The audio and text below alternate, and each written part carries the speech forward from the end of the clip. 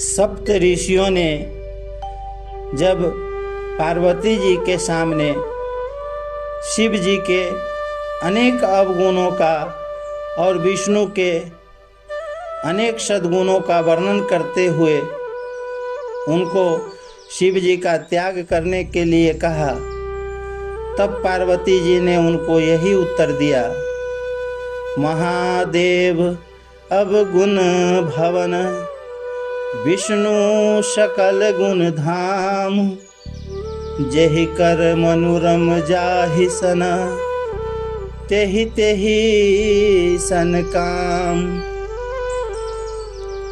ऐसे ही बात गोपियों ने भी उद्धव जी से कही थी। उद्धव, मन माने की बात दाख छुहारा छारी, अमृत फल विष कैरा विष खात, जो चकोर को दय कपूर को तजी अंगार आघात, मधुप करत घर कोरे काठ में बधत कमल के पात, ज्यों पतंग हित जान आपनो दीपक सो लपटात, सूरदास जाको मन जासो ताको सोई सुहात। अर्थात भगवान के प्रभाव आदि की तरफ देखने वाले को, उससे प्रेम करने वाले को मुक्ति ऐश्वर्य आदि तो मिल सकता है, पर भगवान नहीं मिल सकते।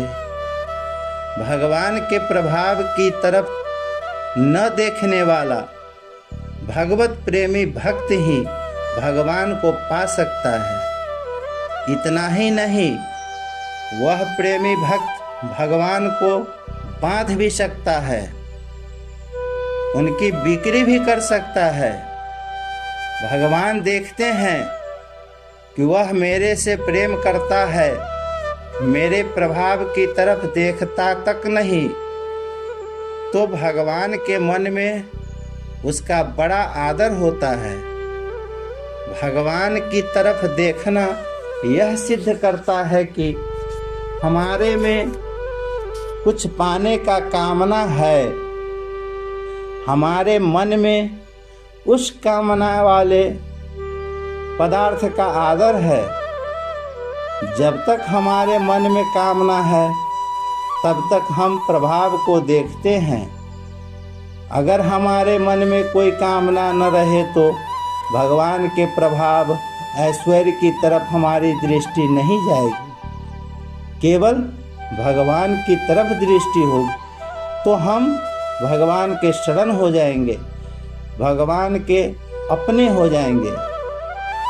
पूतना राक्षसी ने जहर लगाकर स्तन मुख में दिया तो उसको भगवान ने माता की गति दे दी। अर्थात जो मुक्ति यशोदा मैया को मिले वह मुक्ति पूतना को मिल गई। जो मुख में जहर देती है उसे तो भगवान ने मुक्ति दे दी, अब जो रोजाना दूध पिलाती है उस मैया को भगवान क्या देंगे। तो अनंत जीवों को मुक्ति देने वाले भगवान मैया के अधीन हो गए, उन्हें अपने आप को ही दे दिया।